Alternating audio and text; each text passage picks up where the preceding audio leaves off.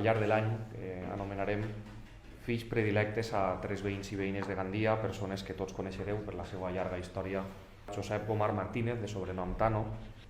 La revolució de la pastisseria de Gandia i de la Safor es va iniciar i consolidar gràcies a la figura de Tano, amb el prestigi d'una marca que és orgull de la ciutat i que sempre portarà el seu sobrenom. La empresària Mariles Azcón, independent, valenta, decidida, solidària.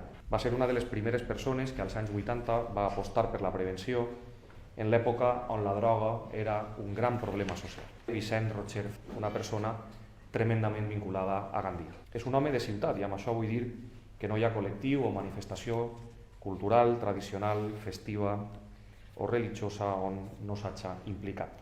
Una persona de les que ajuden sense demanar res a canvi. Ens enorgullim que en esta ciutat hi hagi unitat en les coses importants. Acord.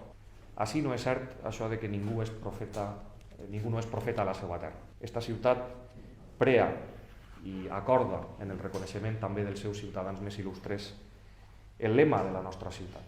Així relluïxen les nostres obres. I és aquest propòsit col·lectiu el que ens ha fet superar totes les adversitats i el que ens fa posar-nos d'acord també en el reconeixement a la trajectòria dels nostres fills més il·lustres, dels nostres ciutadans més insignes.